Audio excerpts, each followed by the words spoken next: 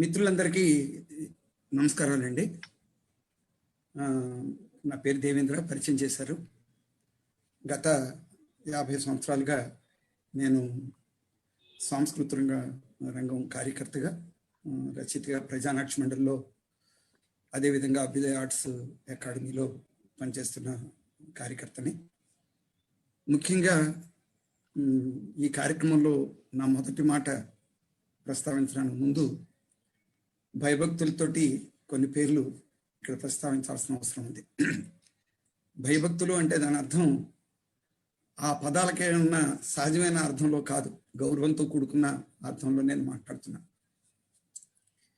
50 సంవత్సరాలు బట్టి నేను ప్రజానాట్య మండలిలో వివిధ బాధ్యతల్లో రచయితగా, దర్శకుడిగా, సంగీతకారుడుగా, సంగీత దర్శకుడిగా, నాటక రచయితగా, విమర్శకుడిగా, పుస్తకాలకి వాటికి పరిచయాలు చేస్తున్న మనిషిగా, పత్రికలకి ఆర్టికల్స్ రాసిన మనిషిగా, సాహిత్య లోకంలో నేను పరిచయమే. సాహిత్య లోకం అంటే మెయిన్ స్ట్రీమ్ సాహిత్య లోకం అని కాదు. అంటే ఏంటి? పత్రికలు, మీడియా, వ్యాసాలు, సాహిత్య గోష్ఠులు, సెమినార్లు, వీటితోటి నాకు ప్రత్యేకించి పని కట్టుకున్న అనుబంధం లేదు.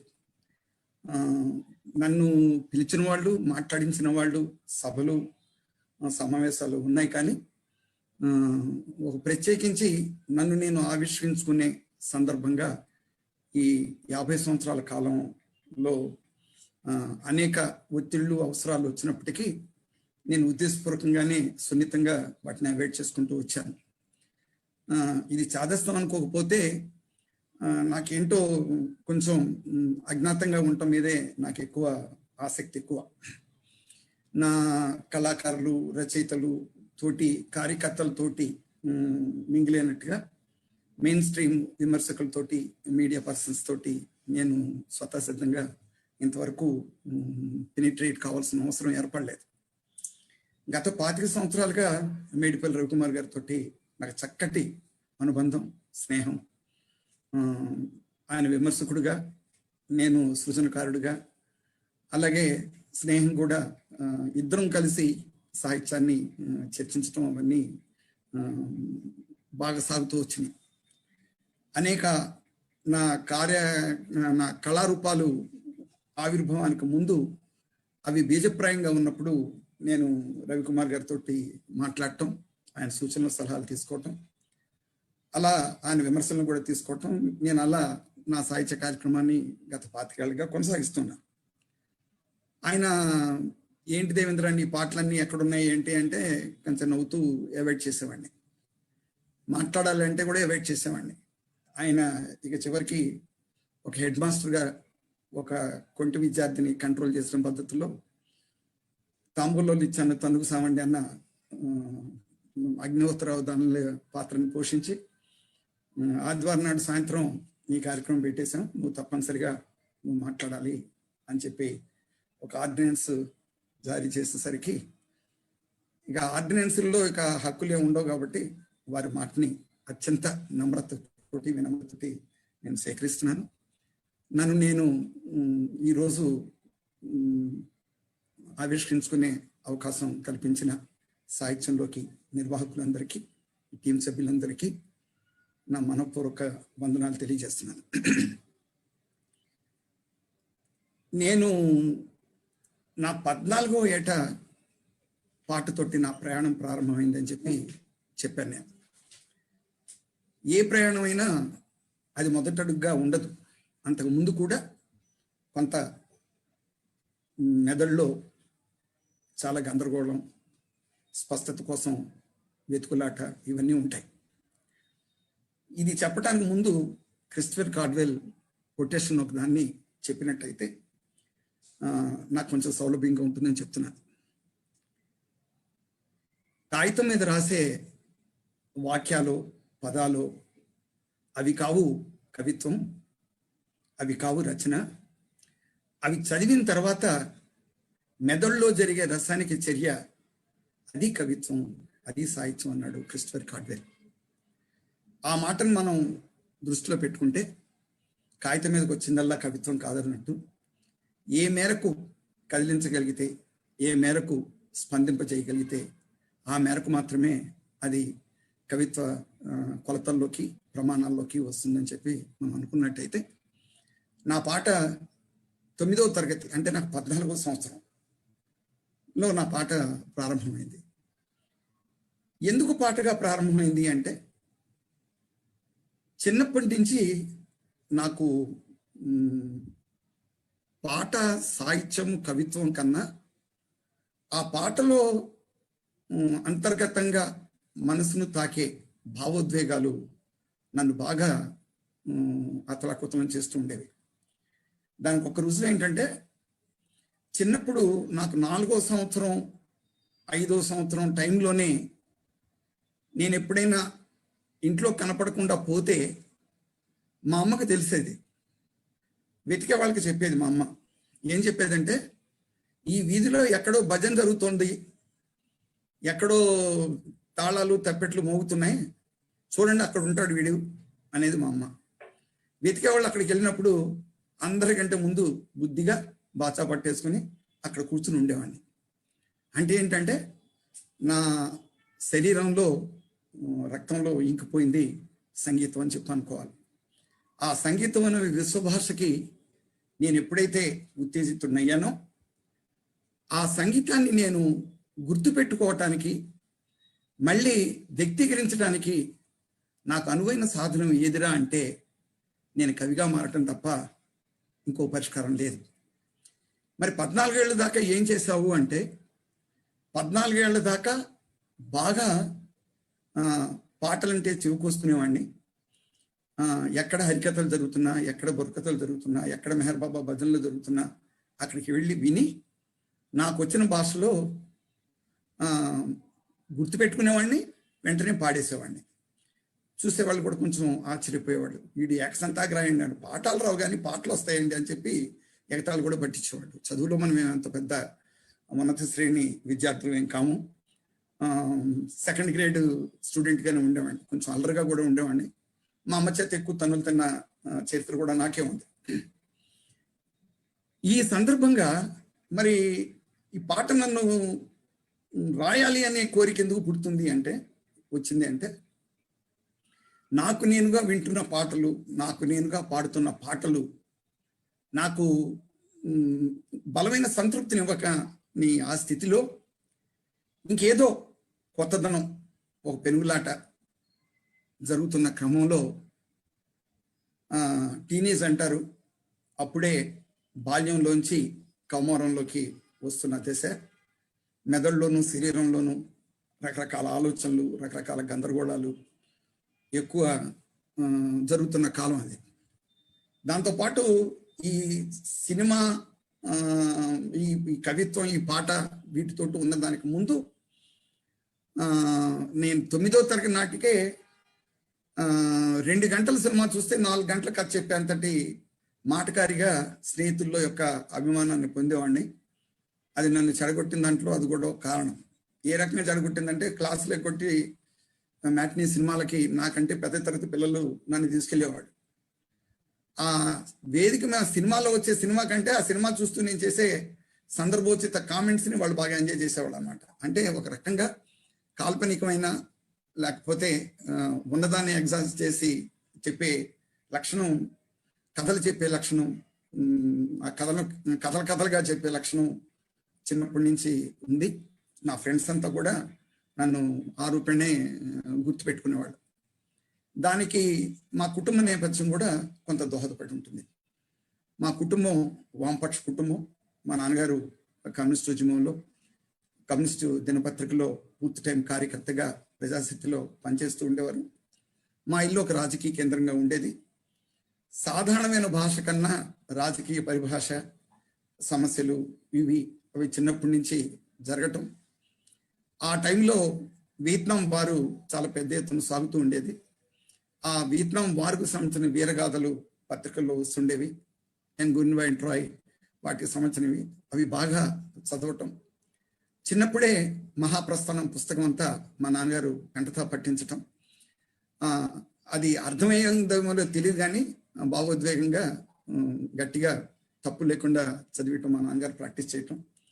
భాషతోటి వాటితోటి ఆ రకమైన పరిచయం, లోపల సంగీతాన్ని అనుభవించాలి, ఆ అనుభవించింది నాదైన సాహిత్యంతో అనుభవించాలనే ఆ పెనుగులాట నన్ను కవిగా మార్చిందని చెప్తే సరిపోతుంది. మరి 14 ఏట పిల్లోడు ఏమి రాసుంటాడని చెప్పి ఆశ్చర్యపోకండి. ఆ 14 ఏళ్ల వరకు ఆకర్షణలే నా పాటకి ఇతివృత్తాలుగా నడిచినాయి. అది ప్రేమ గీతమో విరహ గీతమో తెలియదు, కానీ అది నేను రాసిన మొదటి పాట. ఇప్పుడు ప్రత్యేకించి అది ఎక్కడ మధ్యలో గుర్తు పెట్టుకోవాల్సిన అవసరం, భద్రపరిచిన జ్ఞాపకం లేదు, కానీ రాసిన వస్తువు యొక్క లక్షణం మాత్రం గుర్తుండిపోయింది. ఇంకా ఆ తర్వాత ఇక పాటలు బాగా నన్ను కదిలించడం ప్రారంభించినాయి. సినిమా పాటలు అప్పటికే కొన్ని 10లోనో 100 పాటలకు నోటికి వచ్చేసినాయి అన్నమాట. దాంతోపాటు ఏదైనా ఒక పాట వింటే ఆ పాటలో మాటలు కాకుండా నాదైన మాటలు దాంట్లో చొప్పించి లల్లాయిగా అంటం కూడా కాగితం మీద రాయలేదు, కానీ అది కూడా కొంత నన్ను బాగా ప్రభావితం చేసిన విషయాలు. వినేవాళ్ళు సరదాగా ఫీల్ అయ్యేవాళ్ళు. అలా ప్రారంభమైన నా ప్రస్థానం రాను రాను నేను ఆత్రేయ గారికి ఒక ఏకలవ్య శిష్యుడిగా మారిపోయాను. ఆత్రేయ గారు పాట ఎట్లా రాస్తారు, ఆయన వస్తువుని ఎలా తీసుకుంటారు, ఆ పాటగా దాన్ని ఎలా మలుస్తారు, నేను ఇంత వివరణాత్మకంగా అప్పుడు నేను తెలుసుకుని నేను ఆకర్షితున్నానని చెప్తే అది అబద్ధం అవుతుంది. కానీ నన్ను బాగా కదిలించిన ఇతర కవుల్లో శ్రీశ్రీ గారి మహాప్రస్థానం భాషతోటి నాకు పరిచయాన్ని ఎట్లా కలిగించిందో, పాట యొక్క అనాటమీని, పాట యొక్క స్ట్రక్చర్ని నేను ఇన్ఫ్లుయెన్స్ అయింది మహాకవి ఆత్రేయ గారు. ఆత్రేయ గారి తర్వాత పాటల్లో నన్ను ఉత్తేజపరిచింది ఆరుద్ర గారు. ఆరుద్ర గారి ప్రయోగశీలత, ఆత్రేయ గారి భావుకత, దేవులపల్లి గారి ప్రాకృతిక అదే ప్రకృతి యొక్క ఇది ఆయన యొక్క సున్నితత్వం, ఈ మూడు నన్ను బాగా కదిలించిన అంశాలుగా చెప్పుకోవాలి. ఈ క్రమంలోనే ఆత్రేయ గారిని ఫాలో అవటం అంటే దాని అర్థం ఆత్రేయ రాసిన పాటల్నే ఆత్రేయ గారు రాసిన సినిమాల్లో ఆ సాహిత్యానికి బదులు ఆ ట్యూన్లో సాధన చేయటం నేను కొంచెం ప్రాక్టీస్ చేశాను. నా వయసుకే, అంటే 10th అయిపోయింది, 10th తప్పాము కొంచెం ఈ గాలి తిరుగుళ్ళ వల్లే. ఇంట్లో కోపడ్డారు, ఎట్లా కూడా 10th పాస్ అయ్యాం. ఐటీఐ చేరాను. ఈ ఐటీఐ చేరిన తర్వాత ఈ 10th తప్పటం, గాయకులతోటి నాకు ఫ్రెండ్షిప్ పెరిగింది. విజయవాడలో ఆ సందర్భాల్లో బాగా మ్యూజికల్ ట్రూప్స్ ఉండేవి. మ్యూజికల్ ట్రూప్స్లో పాటలు పాడుతున్న మిత్రులు ఉండేవాళ్ళు. వాళ్ళతో పాటు నేను తిరుగుతుండేవాడిని. పాట అంటే ప్రాణం కాబట్టి అక్కడ పాట పాడుతున్న వెళ్ళేవాడిని. వాళ్ళు హిందీ పాటలు పాడుతుండేవాళ్ళు. పాడుతున్నప్పుడు వాళ్ళని చూస్తూ, అరే నువ్వు ఆ పాట ఈ పాట కాదురా, నువ్వు పాట రాస్తావు కదరా అని చెప్పని నన్ను వాళ్ళు రెచ్చగొడితే, కొత్త పాట రాయాలి, కొత్త పాట రాయాలంటే పాడాలి కదా, పాడాలంటే బాణి తెలియాలి, దాని సంగీతం సమకూర్చున్న శక్తి ఉండాలి. ఆ నైపుణ్యం మనకు లేదు, మనకుంది ఏదో లోపల ఒక తెలియని. ఆ క్రమంలో హిందీ పాటల యొక్క బాణీలో నేను మామూలు పాటలు రాశాను. బాణీలో పాట రాయటం అనేది ఆ వయసులోనే ఎక్కువ పాటలు రాయటంలో నేను ఆ విషయంలో ఎక్కువ ఎఫర్ట్ పెట్టాను. అవి నన్ను పాటలు రాయటానికి సంబంధించిన కాన్ఫిడెన్స్ ఇచ్చినాయి. మిత్రుల వేదిక మీద నా బాణీల్లో పాటలు పాడుతుంటే చాలా ఎవరెస్ట్ శిఖరం ఎత్తినంత ఆనందం. ఆ పాటలకి కింద నుంచి వచ్చిన అప్ క్లాసులు, ఆ పాడుతున్న వాళ్ళు వేదిక మీద పిలిస్తే నేను ఎక్కేవాడిని కదా, సిగ్గుపడి నేను కొంచెం దూరంగా పారిపోయేవాడిని. నాకు మైక్ అన్నా స్టేజ్ అన్నా టైంలో పెద్ద ఇష్టం కాదు. ఆ రూపేణ అంటే ఏంటంటే బాణీకి పాట రాయటం అనేది అలవాటైంది. బాణీకి పాట రాయటం అలవాటు ఉండటంతో ఏమొచ్చింది అంటే నాకు హిందీ రాదు కాబట్టి నేను సాహిత్యాన్ని కాపీ కొట్టాను అనడానికి ఎవరికి అధికారం లేదు. మరి నేను ఇలా రాసేవాడిని అంటే ఆ బాణీ వింటున్నప్పుడు నా మనసులో ఏ భావం అయితే మెదిలేదో ఆ భావానికి అక్షర రూపం ఇవ్వటానికి నేను ప్రయత్నం చేసేవాడిని. ఇప్పుడు ఇతర కవిత్వం కొలతల్లో పద్యాలకి గణ విభజన ఉంటుంది, ఛందస్సు ఉంటుంది. మరి పాటకి ఛందస్సు ఏంట్రా అంటే ఆ బాణీలో ఉండే గురువులు లఘులే ఆ పాట యొక్క ఛందస్సు. అది కలిస్తేనే ఆ స్వరం అక్కడ ఖచ్చితంగా పలికితేనే, ఆ అక్షరంలో మనం రాసిన భాషలో ఆ సంగీత స్వరం పలికితేనే ఆ బాణికి నప్పుతుంది, లేకపోతే నప్పదు. అది మనం తెలిసి సాధన చేసి సంగీతం నేర్చుకుని చేసిన ప్రయత్నాలు కావు. నేను ఒక రకంగా రాజ్ కపూర్ ఫేవరెట్ని ఆ టైంకి. రాజ్ కపూర్ గారి సినిమాలు విజయవాడలో శేషమహల్లోను, లీలామహల్లోను వాటిలోనూ వారోత్సవాల కింద నడుపుతూ ఉండేవాళ్ళు. 420 అట్లా ఇతర చోరీ చోరీ చోరీ అట్లాంటి సినిమాలు అవన్నీ మన మేరా నామ్ జోకర్ ఇవన్నీ వస్తుండేది. ఆ పాటలు నన్ను బాగా చేసాయి. మేరా నామ్ జోకర్ సినిమా చూసి 2-3 రోజులు నేను పరిసరాలు మర్చిపోయినంతటి తెలియని బాధకి లోనైపోయాను అనమాట. అసలు ఎంత బాధ అంటే నేను దుఃఖమే, అంత దుఃఖంతో గడిపిన సున్నితత్వం ఆ సినిమాల్లో వచ్చింది. ఆ పాటల్ని పాట రాయటంలో ఆ శంకర జయకృష్ణ ఒడుపుని పట్టుకోవటంలో నేను ఒకటి ఉదాహరణ చెప్తాను. ఆ రోజులో ఆజాసనం మధుర చాందిని మే హమని శంకర జయకృష్ణ మెలోడీతో కూడుకున్న అద్భుతమైన పాట ఒకటి ఉంటుంది. ఆజాసనం నని నాని నాని నని నాని నని నాని నని నాని నాని నాని నాని నాని నా. ఇది దాని బాణి. మనకి హిందీ రాదు కాబట్టి, సాహిత్యం నేను పాడలేదు కాబట్టి మీరు తిట్టినా నాకేం బాధలేదు. మరి దానికి నేను ఏం రాశాను ఈ ట్యూన్లో? అరుదైన చిరు నవ్వు నిండు పున్నమి చెలిని నవ్వుల జరి ఉరబడిలో స్నానమాడని ఊహలలో తేలియాడని నీ ఊహలలో తేలియాడని మనసంత పుల్లకింత చిగురింతలే నీ తలపుల చిరువేకుల పలకరింపులే నీ జ్ఞాపకాలు వెలుగులేకలే నీ జ్ఞాపకాలు వెలుగులేకలే. ఇది నాకు బాగా గుర్తుండి అప్పటి నుంచి ఇప్పటిదాకా ఒక అక్షరం కూడా మార్చకుండా నాకు ఆ పాట రాసినప్పుడు ఎంత గరిష్ట సంతృప్తి వచ్చిందో ఇప్పుడు మీ ముందు చెప్తున్నా కూడా అంత గరిష్ట సంతృప్తి వచ్చిన ఇది. మరి ఇది వేదిక మీద ఆర్కెస్ట్రా తోటి పాడుతుంటే నేను రాజగోపూర్ని అయిపోతాను, నేను నర్గీస్ని అయిపోతాను, నేను శంకర్ జయకృష్ణ అయిపోతాను, నేను మహమ్మద్ రఫీ లేకపోతే మన్నాడైన అయిపోతాను, అన్నీ నేను అయిపోతాను. అదొక రకమైన మత్తు. పాట రాయటం, కవిత్వం రాయటం, కొత్త అక్షరాన్ని రాయటం అంటే దాని అర్థం 9 నెలలు తల్లి గర్భంలో ఉండంగా కనబోయే క్షణాల కోసం ఎంత ఆలోచన తపన పడుతుందో నేను స్త్రీని కాబట్టి అది నేను ఊహించుకుని అనుభవించడమే. కానీ ప్రతి పాట ఒక ప్రసవమే అనుకుంటే, పాట రాసిన తర్వాత నాకు దాని మీద మళ్ళీ పెద్ద మోహం ఉండదు, నా స్వభావం. అందుకనే జాగ్రత్త చేయటంలో నేను బాగా వెనకబడిపోయాను. నా భార్య, నా మిత్రులు నేను రఫ్గా రాసిన వాటిని వాళ్ళు ఫేర్ చేసి కాపాడటం తప్ప పాట కంటే పాట రాసే ప్రయత్నాన్ని నేను బాగా అనుభవించిన చరిత్ర ఉందన్నమాట. నేను ఇప్పుడు మీకు చెప్పిన దాన్ని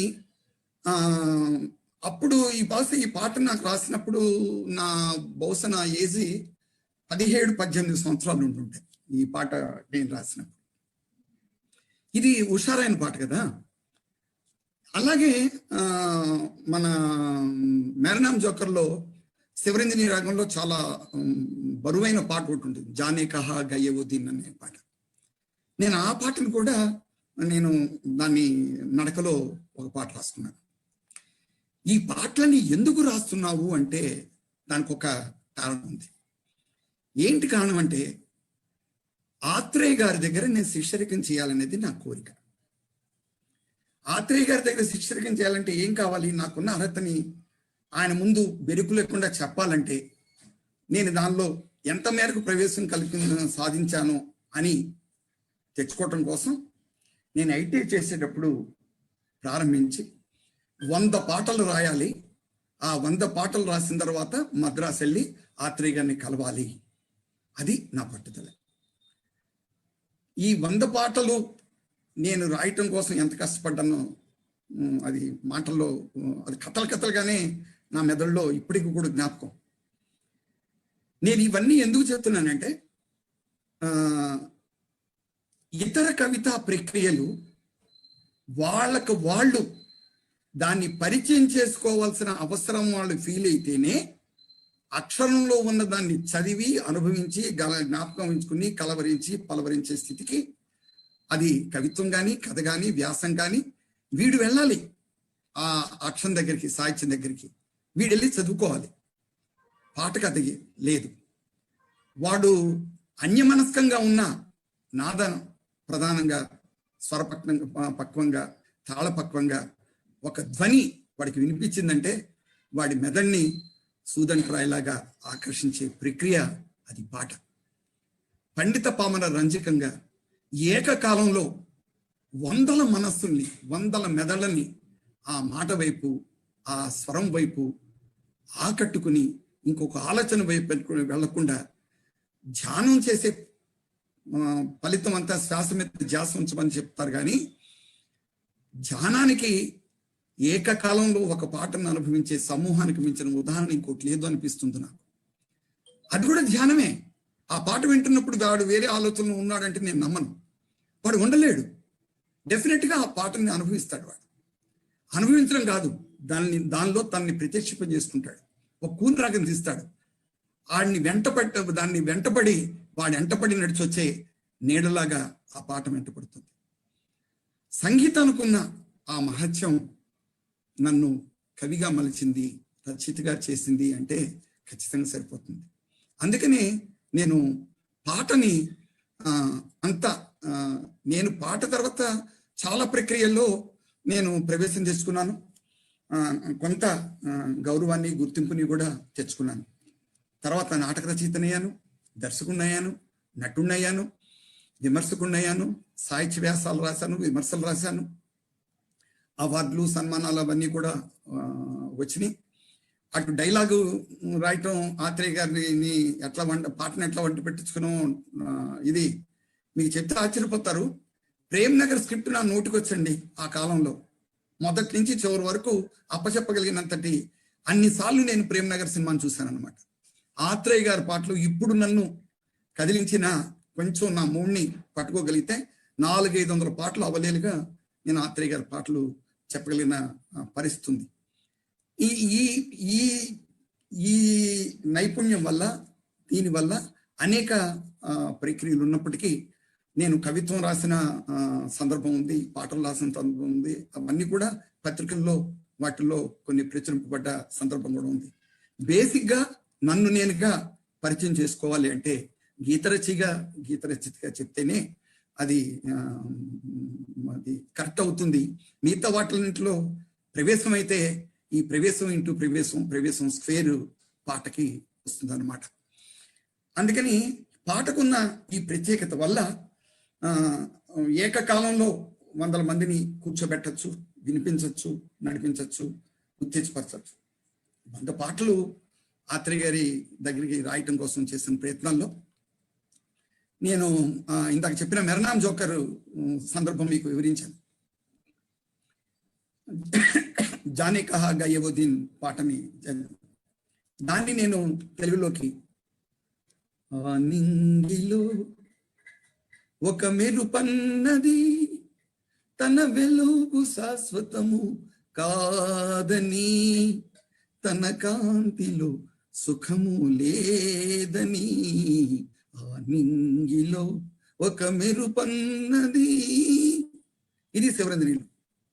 ఈ పాట అంతా నేను చెప్పట్లేదు, కానీ ఈ క్లైమాక్స్ ఒక తాత్వికమైన 2 వాక్యాలు రాశాను. దానిలో పక్కా ఆత్రేయ గారి ముద్ర దాంట్లో ఉంటుందన్నమాట. నిజంగా ఆత్రేయ గారిని నేను 100 పాటలు పూర్తి చేసి వెళ్ళినప్పుడు ఆయన్ని బాగా ఆకట్టుకున్న పదబంధంగా కూడా ఈ 2 వాక్యాలు చెప్పుకోవచ్చు. ఈ జీవితం ఒక కల వంటిది, కలలోని భ్రమలన్నీ నిజమంటది, నిజమంటూ బతుకంత కల కంటది. ఈ జీవితం ఒక కల వంటిది, కలలోని భ్రమలన్నీ నిజమంటది, నిజమంటూ బతుకంత కలకంటది. ఈ పాట ఆయనకి వినిపించిన తర్వాత నేను మళ్ళా తర్వాత చెప్తాను, కొద్దిగా టైం కూడా నాకు తక్కువ ఉంది కాబట్టి. ఆయన వాటేసుకుని, అరే ఇది నిజంగా నువ్వు రాసావా, కాపీ కుట్టావా అన్నాడు. నేను రాసిందేనండి అన్నాడు. దీని అర్థం ఏంటో తెలుసురా అన్నాడు. వివరించి చెప్పలేను కానీ నేను రాసిందే దాని అర్థం అండి అని చెప్పిన కొంటిగా. ఇది శంకరాచార్యుడు చెప్పిన అద్వైతం రా అని చెప్పి, ఈ బ్రహ్మ వాస్తవం నిజం వీటన్నిటినీ చెప్పినప్పుడు ఈ వాక్యాలు రాసే ప్రేరణ నీకు ఎక్కడి నుంచి వచ్చిందిరా అని అడిగాడు నన్ను ఆత్రేయ గారు. మీరిచ్చిందేనండి, మురళీకృష్ణంలో మీరు రాసిన ఆ 4 వాక్యాలు ఈ వాక్యానికి ప్రేరణి అని చెప్పాను. అనుకున్నామని జరగవు అని, అనుకోలేదని ఆగవు కొన్ని, జరిగేవన్నీ మంచికని అనుకోవటమే మనిషి పని. ఈ 4 వాక్యాలు ఆ రోజుల్లో చెన్నాకోలు పెట్టి కొట్టినట్టుండేవి నన్ను. నేను తర్వాత నాకు భగవద్గీత పరిచయం అయిన తర్వాత భగవద్గీత మొత్తం ఈ 4 వాక్యాలు అని ఆ తర్వాత అర్థమైంది నాకు. 25 ఏళ్ళు 30 ఏళ్ళు వచ్చిన తర్వాత భగవద్గీత సారాంశం ఈ 4 వాక్యాలే. అనుకున్నామని జరగవు అన్ని, అనుకోలేదని ఆగవు కొన్ని, జరిగేవన్నీ మంచికని అనుకోవటమే మనిషి పని. ఏం సింపుల్ గా వేమన ఎంత గొప్పవాడో నాకు ఈ సింపుల్ చెప్పలో. తర్వాత ఈ సందర్భం, ఈ పాట వచ్చిన తర్వాత ఖచ్చితంగా కాపీ కొట్టేవరా నన్ను అన్నాడు. ఇది ఎక్కడైనా రాశారా మీరేనా అన్నా. అప్పుడు రాయలేదురా, నా పద్ధతిని నువ్వు బాగా పట్టుకున్నావు అన్నాడు. నేను అప్పుడు ఎంతో అనుకున్నాను అన్నమాట. ఇక నాకు ఆత్రేయ గారు ప్లేస్ వచ్చేసింది, ఆయన దగ్గర వెళ్ళిపోవచ్చు. ఇంట్లో చెప్పేలా ఏవో డబ్బులు ఏవి తీసుకుని ఓ ఫ్రెండ్ అంటూ పెట్టుకుని, ప్రసాద్ ఫ్రెండ్ ఉన్నాడు, ఆయన అంటూ పెట్టుకుని మద్రాసు వెళ్ళిపోయాడు. సుశీలమ్మ గారి ఇంటి ఎదురుకుండా ఉండేది ఆత్రేయ గారి ఇల్లు. ఆయన పట్టుకోవడం 3 రోజులు పట్టింది. ఆయన రాత్రంతా స్లీప్లెస్ టాబ్లెట్స్ మింగి పగలు పడుకునేవాడు. ఆ పక్కన ఉండేవాళ్ళు ఆయన కలవని ఇచ్చేవాళ్ళు కాదు. ఆయన కలవటం కోసం నేను మహా కష్టపడాల్సి వచ్చింది.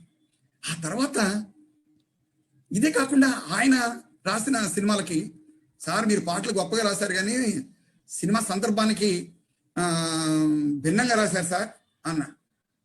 మరి ఏదిరా సందర్భం అన్నాడు. నేను రాశాను సార్ అన్నా. ఏ సినిమాకి రాసావరా అన్నాడు. మూగ మనసుల సినిమాకి పాట రాశాను సార్ అన్నా.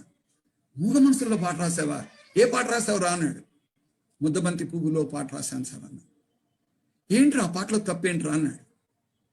నేను ఆ డయాగ్రమ్ గీసి ఆ సినిమాలో ఎవరెవరు ఎక్కడెక్కడ ఉన్నారండి, వాళ్ళ మధ్య జరుగుతున్న ఇదేంటండి, ఇది మీరు రాసింది ఏంటంటే పూర్వజన్మలు భావజన్మలు, వాళ్ళకి అప్పుడు ఆ సందర్భంలో ప్రేక్షకుడికి అర్థం అవుతుంది కానీ ఆ క్యారెక్టర్లకి ఎట్లా నొప్పుతాయండి.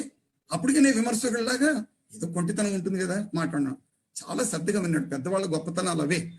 ఎవరు మాట్లాడినా ముందు ప్రశాంతంగా వింటారు, వాళ్ళే ఉడుకు మొత్తం తెచ్చుకో. అరే నువ్వేం రాసావురా అన్నాడు. నేను అదే ట్యూన్లో, మహాదేవన్ గారి ట్యూన్లో నేను రాసిన 2 వాక్యాలు ఆ పాట మొత్తం వినిపించేశాను. కళ్ళ నీరు చాటుగా పొంచి ఉన్న ఆశలు, పంచుకునే మనిషికై పరితపించు మమతలు.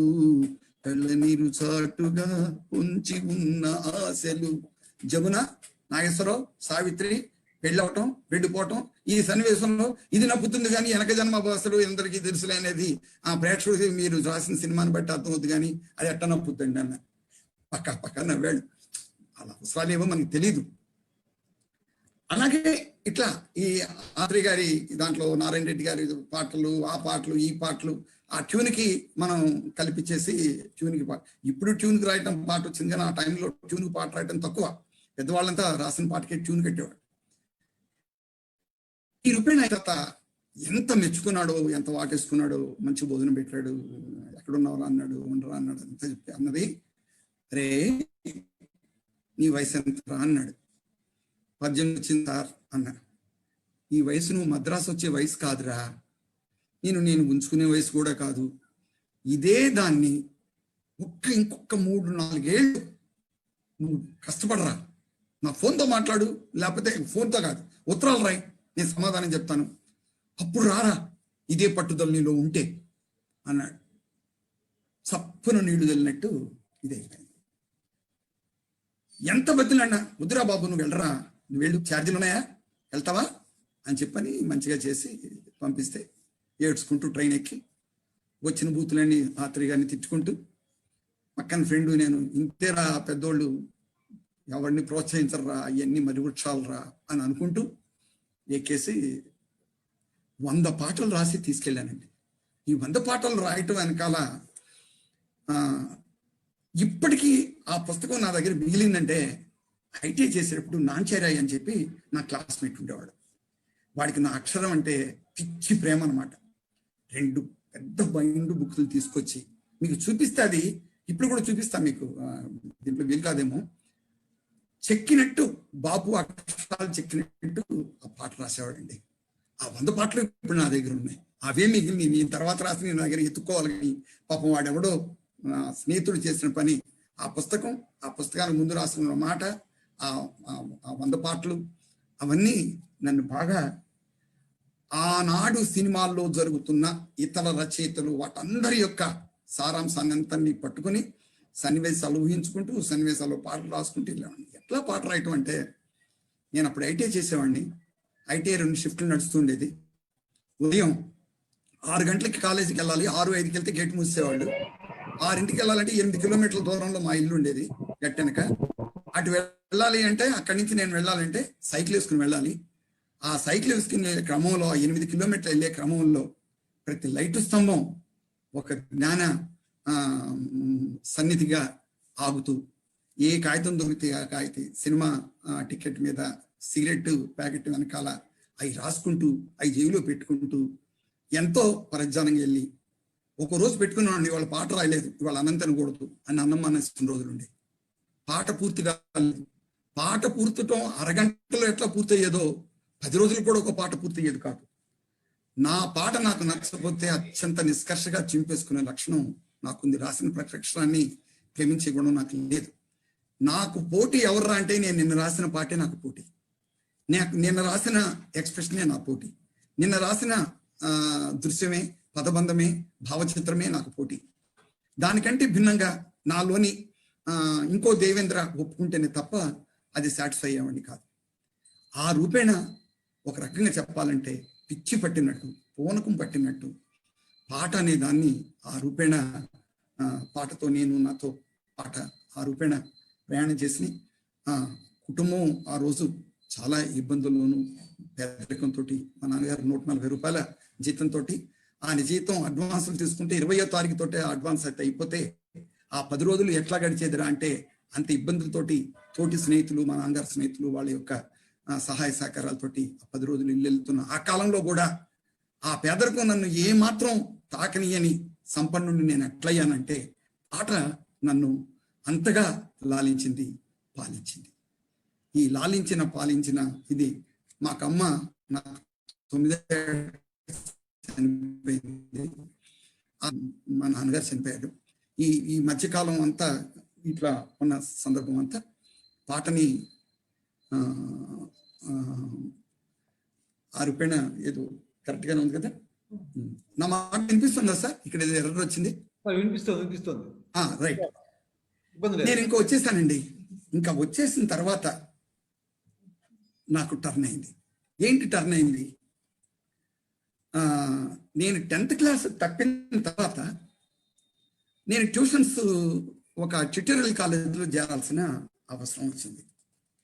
ఆ ట్యూటోరియల్ కాలేజీలో ఎవర్రా అంటే, ఇప్పుడు పీకాక్ ప్రచురణకర్త గాంధీ గారు ఉన్నారు కదా, వారు దాన్ని మా ట్యూషన్ మాస్టర్ గారు వివిహెచ్ కోటేశ్వరరావు గారని విజయవాడలో ఒకసారి ఉండేవారు. ఆయన హిందీ, లెక్కలు అవి బాగా చెప్పేవారు.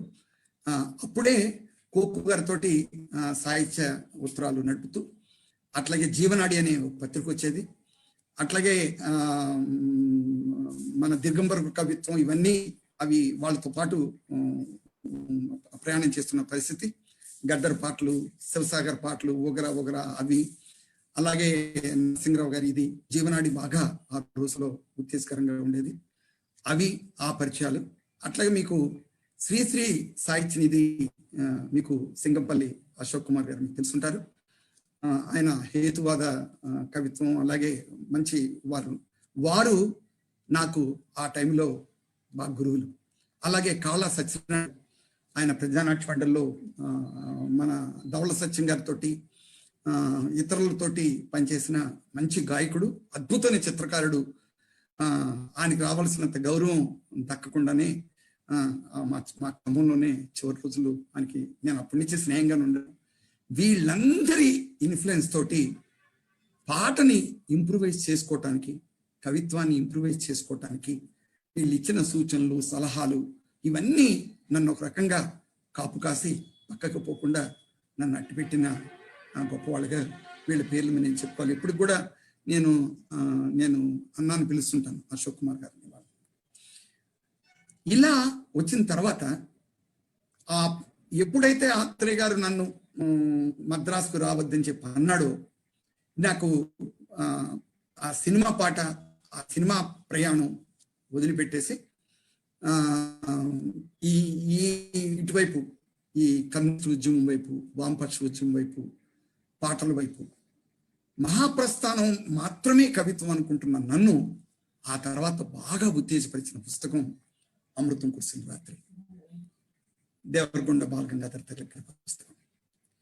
ఆ ఆత్రేయ గారిని దాటుకుని, ఆత్రేయ ముద్ర తన మీద పడకుండా, ఆయన వస్తువుల్లోనూ శిల్పంలోనూ ఆయన చేసిన మహత్తరమైన ఆ ప్రయోగాలు అవన్నీ, ఆ సాహిత్య చర్చలు, ఆ లైబ్రరీ ఉండేది మాకు, అక్కడ వారం వారం డిబేట్స్ అవి జరుగుతుండేవి.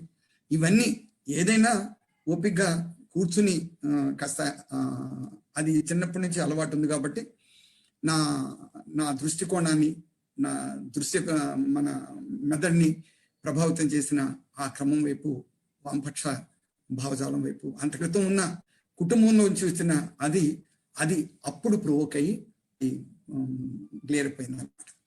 ఆ గ్లేరప్ అయిన సందర్భంలోంచి ఆ పాటని ఆ ధోరణి నుంచి అది ఎందుకు నాకు నేను కృతజ్ఞత, దానికి ధన్యవాదాలు చెప్పుకోవాలంటే, నాకు శిల్పం వంటబడింది సినిమా పాట మాత్రమే. అప్పుడు పెద్ద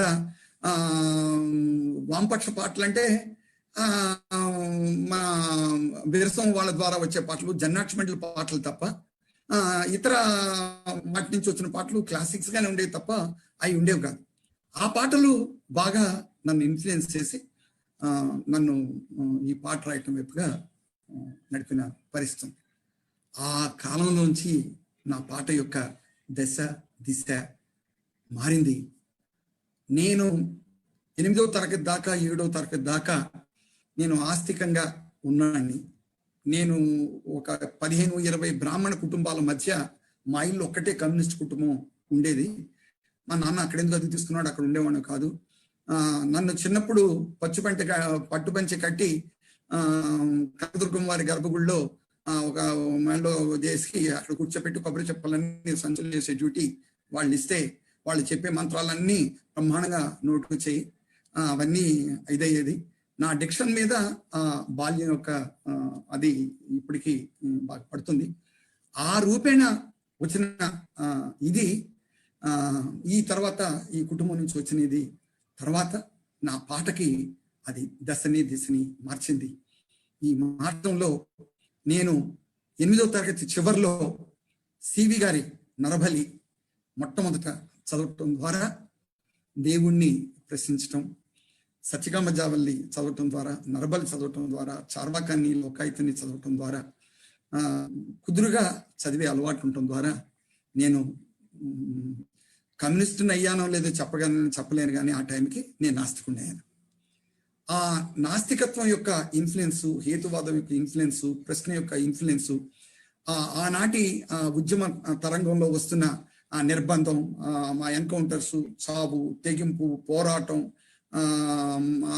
పుస్తకాల ఆవిష్కరణలో జరుగుతున్న ఇవి ఎంత ఇన్ఫ్లుయెన్స్ అంటే, ఆ టైంలో నాగభూషణ పట్నాయక్ మన చౌదరి తేజేశ్వరరావు గారి మీద ఉరి వస్తే ఆ ఉరిశిక్ష రద్దు చేయాలని చెప్పని ఒక ప్రచారం చేయాల్సిన అవసరం వస్తే, ఆ ప్రచారం చేయడానికి పెద్దవాళ్ళు ఎవరైనా చేస్తే మన ఇబ్బంది అవుతుందని చెప్పి పిల్లడుగా ఉన్న నేను బాగా కొంచెం మాట్లాడతాను, డిక్షన్ బాగుంటుందని చెప్పి నాకు అప్పచెప్తే, నేను ఆ రిక్షా వెనకాల అది పట్టుకుని మాట్లాడితే శుభ్రంగా పోలీసులు తీసుకెళ్ళి ఫుల్ కోటింగ్ ఇచ్చి పంపించిన అనుభవం కూడా నాకు ఆ టైంలోనే వచ్చింది. అది కూడా ఒక తెలియని కసి, స్టేట్ ఏళ్ళ, రాజ్యం ఏళ్ళ, నిర్బంధం ఏళ్ళ, ఇవంతా అని చెప్పిన పరిస్థితి. ఇక మా నాన్నగారు తెలిసి పిల్లోళ్ళు ఏంటి అని చెప్పి తీసుకొచ్చిన సందర్భం ఉందన్నమాట. ఆ రూపేణ వాళ్ళ స్టడీ సర్కిల్స్ లో పాల్గొనడం, గత్తర్క భౌతికవాదాన్ని, చారిత్రక భౌతికవాదాన్ని, వాటన్నిటినీ ఐటీఐ చేస్తున్న కాలంలోనే పరిచయం చేసుకుని అవి ఎప్పుడైతే నాకు అలవడిందో నా అక్షరానికి కావలసిన సైద్ధాంతిక పునాది, నా అక్షరానికి కావలసిన ఒక మానసిక దానికి ఒక క్లారిటీ, ఎందుకు రాయాలి, ఏమి రాయాలి, ఇలాగే ఎందుకు రాయాలి, ఇది ఎవరిని ఉద్దేశించి రాస్తున్నాము అని స్పృహ ఎప్పుడైతే వచ్చిందో, నేను ఒక రకంగా చెప్పాలంటే చిన్నప్పటి నుంచి పాటతో ఉన్న అనుబంధం, రచనతో ఉన్న అనుబంధం, సైద్ధాంతికంగా వామపక్ష కమ్యూనిస్టు భావజాలంతో, నిర్బంధంతో, ఈ గత్తరిక చారిత్రక భౌతికవాదాల యొక్క పరిచయంతో, అలాగే నాస్తికత్వంతో నేను ఒక నికాసైన ప్రజా సాంస్కృతికోద్యమ కళ కోసం కాదు, కళ ప్రజల కోసం, కళ ప్రగతి కోసం అన్న సిద్ధాంతాన్ని అప్పుడు నేను జీర్ణం చేసుకుని ఆ క్షణాన మాత్రమే నేను ఈ ప్రజానాట్య మండలి ఉద్యమానికి అంకితం కావాలి. మిగతాదంతా కూడా ఇది సరైనది కాదు, మనం ఏం రాస్తున్నాం, ఏం చేస్తున్నాం అనేది ఇక అది మన కోసం కాదు, మనం జనం కోసం చేయాలి, జనం కోసం రాయాలి అన్న పట్టుదల వచ్చింది. ఆ పట్టుదల వచ్చిన తర్వాత ఆ టైంలో ఎవరు పాటలు రాసేవాళ్ళు అంటే, నేను పాటని పట్టుదలగా ప్రయత్నం చేసి పాట మీద ఒక గ్రిప్పు తెచ్చుకునే కాలం నాటికి వడ్లమూడి నాగేశ్వరరావు గారు, ఆయన మా నాన్నగారికి బాగా స్నేహితుడు, నేను బాబాయ్ అని పిలిచేవాడిని. వాళ్ళ అమ్మాయి ఉదయశ్రీ సాక్షిలో పనిచేస్తుంది, వాళ్ళ రెండో అమ్మాయి పద్మ ఆంధ్రజ్యోతిలో చీఫ్ సబ్ ఎడిటర్గా విజయవాడలో పనిచేస్తుంది. వీళ్ళ కుటుంబంతో నాకు ముఖ్యం ఉండేది. వడ్లమూడి నాగేశ్వరరావు గారు నాకు చిన్నప్పుడే సుందర భారతం అందరిది, అందరూ మానవులు ఒకటేరా అని ఆయన పాట రాసి, అది మన మిస్సమ్మ సినిమాలో బృందావనం అది అందరిది, గోవిందుడు అందరు వాడనే బాణిలో పాట రాస్తే నాకు నేర్పిస్తే నేను పాడుతుంటే మా నాన్నగారు ఆయన భలే పాడేవారు అని చెప్పి మెచ్చుకున్న ఇదనమాట. ఆయన పాటతోటి బాగా అనుభవం ఉండేది. నాకు ఈ 100 పాటలు రాసిన అనుభవం, కొత్తగా అలవడిన ఎర్ర స్వభావం, దాని ఎడల నిబద్ధత, ఇది దీనంతటితో పాటు దివిసీమ ఉప్పెన నన్ను సేవ వైపు బాగా కదిలించింది. 77 నవంబర్లో వచ్చిన ఉప్పెన 19వ తారీఖు వస్తే 25వ తారీఖు నాటికే ప్రజారక్షణ దళంలో విజయవాడ నుంచి వెళ్ళిన అత్యంత చిన్నవాడి పిల్లోడిలో ఎవడరా అంటే నేనన్నమాట. నేను వెళ్ళిపోయి 50 రోజులు చాలా సీరియస్గా మలేరియా, చాలా సీరియస్గా టైఫాయిడ్ వచ్చిన పరిస్థితి.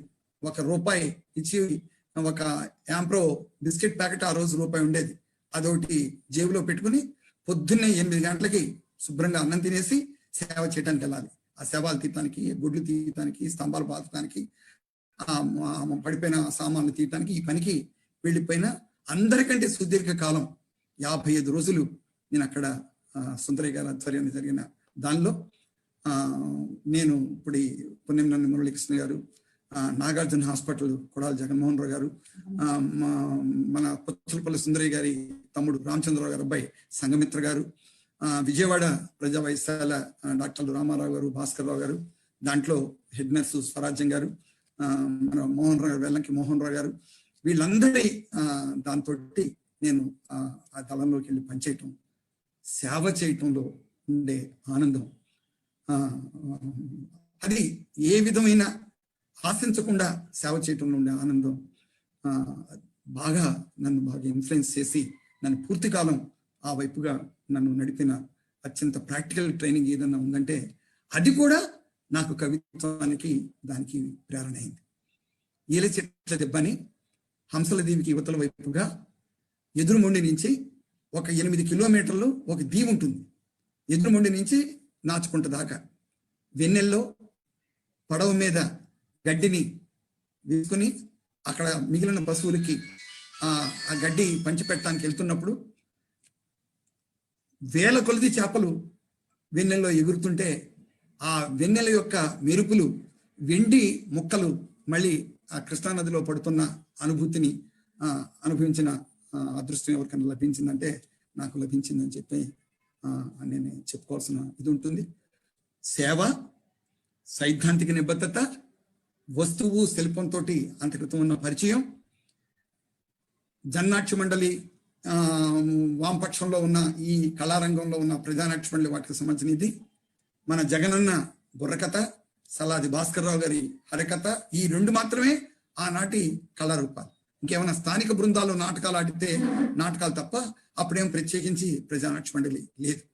ఇదంతా మళ్ళీ ఎమర్జెన్సీ తర్వాత ప్రజానాట్య మండలి పునరుద్భవం మాంట్సోరీ కాలేజీలో జరుగుతున్న కాలంలో దానికి హాజరైన కార్యకర్తలు నేను ఒకడిని. అప్పుడు నిర్ణయించుకున్నాను, ఇక జీవితాంతం నేను ప్రజానాట్య మండలిలో కొనసాగాలి అని.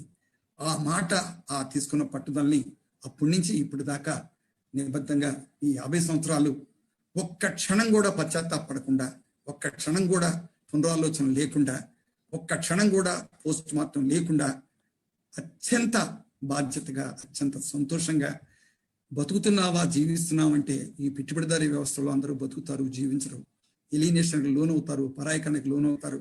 ఒక్క కమ్యూనిస్టు కార్యకర్త మాత్రమే, ముఖ్యంగా కళాకారుడు మాత్రమే ఆ ఎలినేషన్ లోను కాడు. వాడు ఏదైతే నమ్ముతాడో దానిలోనే బతుకుతాడు, దాన్ని శ్వాసిస్తాడు, దాంట్లోనే జీవిస్తాడు. ఆ పరిపూర్ణ ఆనందాన్ని, జీవిత మకరందాన్ని నేను సంపూర్ణంగా అనుభవించానని అత్యంత సగర్వంగా చెప్పుకుంటాను. ఇట్లాంటి విలువైన జీవితాన్ని నాకు అనుభవం చేసిన ప్రజానాట్య మండలి, నాకు భౌతికంగా జన్మనిచ్చిన అమ్మ నాన్న తర్వాత నాకెవరు ఎవర్రా అంటే ఇక నేను ప్రజానాట్య మండలి మాత్రమే. నేను అత్యంత నమ్రతగా, అత్యంత వినమ్రంగా దానికి నేను శిరస్సు వంచి వందనం చేస్తానన్నమాట.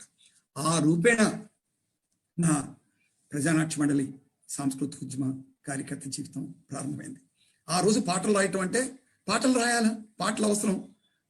ఏయో పాటలు, పాతకాలపు పాటలు వేదిక మీద బహిరంగ మీద పాటలు అంటున్న రోజు కదా. ఆ నడవలో వడ్లమూడి నాగేశ్వరరావు గారు చాలా పట్టుదల మనిషి. ఏంటి, ఆయన రాసిన ఒక్క అక్షరాన్ని కూడా మారిస్తూ ఒప్పుకునేవాడు కాదు, ఒక్క పదాన్ని మారిస్తూ ఒప్పుకునేవాడు కాదు. నేను అసలే కొంటాను ఆత్రేయ నేను మేము సెటైర్ రాసుకున్న ఆర్ద్ర గారికి రాసిన అనుభవం ఉంది కదా. నాకు ఆ పాటకి, ఆ శిల్పానికి, ఆ వస్తువుకి నప్పట్లే, నేను వస్తే నాలో విమర్శకుడు ఊరుకునేవాడు కాదు. నేను మార్చేవాడిని. పాట అంతా ఎవడరా మార్చిందని వచ్చేవాడు. నీ కొడుకనే ఆ దేవేంద్ర మార్చాడు. ఆడైతే ఓకేరా, ఆడు సరుకున్నోడు అనేవాడు అనమాట. అంటే ఎవరో పిల్లలు పిచ్చాపాటిగా మారుస్తున్నారేమో కానీ ఆ రూపేణ ఆ తరపు కవులు, రచయితలుగా నాతో ప్రారంభమైన పాట ప్రయాణం. నాకు మరి పాటకి బాణి కట్టాలి కదా. మరి బాణి కట్టాలంటే ఎవరు? మల్లేశ్వర సినిమాకి ఎస్ రాజేశ్వరరావు గారి దగ్గర అసిస్టెంట్గా పనిచేసిన వేప నరసింహరావు గారు విజయవాడలో ఉండేవారు. ఆయన మా ప్రజానాట్య మండలి పాటలు బాణి కట్టేవాడు. ఆయన పాటలే ఒక రకంగా నన్ను ప్రజల మధ్య, ప్రజల నాలికల మీద నిలబెట్టిన పరిస్థితి ఏదైనా ఉందంటే వేప నరసింహరావు గారికి నేను నమస్కారం పెట్టాలి. ఆ తర్వాత నా మొట్టమొదటి పాడిన నా గాయకులు ఎవరు? కాశీనాథ్ అని చెప్పి ఆ రోజు ప్రజాశక్తిలో ప్రూఫ్ రీడర్గా పనిచేసేవాడు. అలాగే పరసత్ సత్యనారాయణ గారి వాళ్ళ అబ్బాయి పాణి ఉండేవాడు. పాణి, కాశీ, వీళ్ళిద్దరు గాయకులు. నేను పాట, వేప గారు మ్యూజిక్, వీళ్ళు పాడటం. అప్పుడు పరిపూర్ణమయ్యేది. అస్సలు దరిద్రం అంటే బాధ లేదు, నిర్బంధం అంటే బాధ లేదు, తంతారంటే భయం లేదు. ఈయనసార్లు తన్నులు తన్నాము, ఈయనసార్లు తన్నులు తన్నించుకున్నాము. ఇక అదంతా అదొక రకమైన ఏం చేస్తున్నది మన కోసం కాదు, ప్రజల కోసం చేస్తున్నాం. మాకు బెయిల్ అడగడానికి ఆ రోజు పెద్ద అడ్డు. స్టేషన్లో ఉన్నటువంటి గౌరవం, తన్నులు తినటువంటి గౌరవం, ఏమన్నా తనటువంటి సంతోషం, తన్నించుకోవడం కూడా ఏం సిగ్గుపడే పరిస్థితి లేదు. ఇదంతా ఏంటి? ఆనాటి విద్యార్థి ఉద్యమంలోను, ఆనాటి యువజన ఉద్యమంలోను, ఆనాటి విజయవాడ ప్రత్యేక పరిస్థితుల్లో ఉన్న ఆ సందర్భాల్లో మా అన్నలతో పాటు ఉంటున్న ఆ నేపథ్యం అంతా కూడా నన్ను రాటు తేల్చినవి, నన్ను ఇచ్చేల్సినవి అని చెప్పి నేను చెప్పాను. ఇవన్నీ నేను కొంచెం ఎక్కువ చెప్తున్నానేమో, కొంచెం ఉద్వేగంగా కూడా ఉన్నాను నేను. ఇవన్నీ ఇంతవరకు ఈ 40 సంవత్సరాలు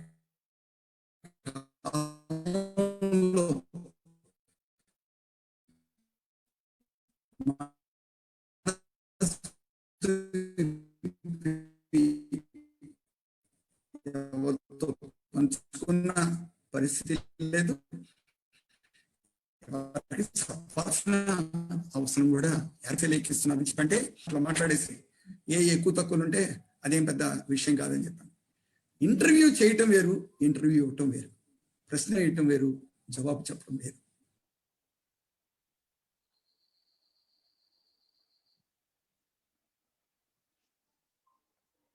అంత కష్టపడ్డానంటే ఏంటండి, 50 ఏళ్ళ అనుభవంతో ఉంది, ఎన్ని క్లాసులు చెప్పుకుంటారు, ఎన్ని వర్క్షాపులు నడుపుకుంటారు మీరు, దీనికి ఏంటి ఇబ్బంది అంటే, ఇదేంటంటే ఒక రకంగా చెప్పాలంటే నన్ను నేను చెప్పుకోవటం, నన్ను నేను ఇదవటం అనేది తప్పు ఒప్పుల జోలికి వెళ్ళను, కానీ మనం ఏ ముద్రేసామో అది జ్ఞాపకాల్లోనూ అది అనుభవంలోనూ ఉండాల్సింది బయట తప్ప మనకు మనంగా అది నాకెందుకును బహుశా నాలో జీర్ణించుకున్న అనేక వీటి వల్ల, ప్రెజుడిస్ వల్ల దానికి అట్లా ఉండి ఉంటాను నేను. దాన్ని కదిలించిన రవి గారికి మరొకసారి ధన్యవాదాలు చెప్పుకోవాల్సిన అవసరం ఉంది. ఇది ఒక దశండి. దీన్ని బట్టి మనకి ఏమర్థం అవుతుందంటే, మాకు కళారంగంలో మాట చెప్తాం, నటన కాదు వరం, అది కృషి సాధనలు స్వయంవరం అని మా దీక్షిత్ గారు మాకు ట్రైనింగ్ క్లాసుల్లో ఆయన ఈ కొటేషన్ చెప్పేవాడు. అదే మాట దీనికి కూడా వర్తిస్తుంది. మా ఇంట్లో ఎక్కడ సాహిత్య నేపథ్యం లేదు, కవిత్వ నేపథ్యం లేదు. మా నాన్నగారు కళాభిమాని. విజయవాడలో ఆంధ్ర ఆర్ట్స్ అకాడమీ ప్రదర్శనలప్పుడు, ప్రజానాట్య మండలి కార్యక్రమాలప్పుడు ఆయన వెళ్ళి చూస్తూ ఉండేవారు. సైగల పాటలు మా నాన్నగారు వింటూ పాడేవాళ్ళు. అంతవరకు మాత్రమే తప్ప మా నాన్న సీరియస్ పొలిటీషియన్ కానీ సిద్ధాంతాన్ని బాగా అధ్యయనం చేసి వర్తమాన పరిస్థితులకి దాన్ని అన్వయించి విశ్లేషించడంలో ఆనాటి ట్రేడ్ యూనియన్ నాయకులకి, ఆర్టీసీ కార్మికులందరికీ ఆయన ప్రజాశక్తులు పనిచేసి వచ్చిన తర్వాత ఆయన ట్రేడ్ యూనియన్ క్లాసెస్ అవి చెప్తుండేవాడు. ఆ ఇన్ఫ్లుయెన్స్ ఉందేమో తప్ప ఇటువంటిది ఏం లేదు.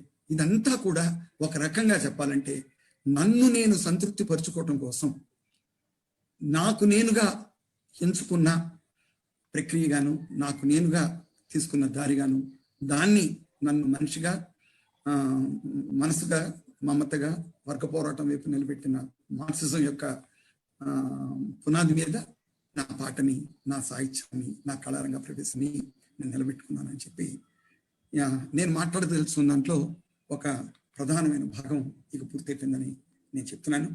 ఈ క్రమంలో చాలామంది నాకు వినోదంగా ఉన్నారు, సహాయపడ్డారు. వాళ్ళందరికీ నేను శిరస్సు ఉంచి నమస్కారాలు తెలియజేస్తున్నాను. ఇప్పుడు ఆ పేర్లన్నీ చెప్పటం ఇది కృతజ్ఞతల కార్యక్రమం, లేకపోతే రేపు పొద్దున్న నేను రిటైర్ అవుతున్నాను కాబట్టి అందరికీ చెప్పాల్సిన అవసరం నేను అనుకోవట్లేదు. దీని తర్వాత నేను రాసిన ఇంకొక విశేషమైనది ఏంటంటే,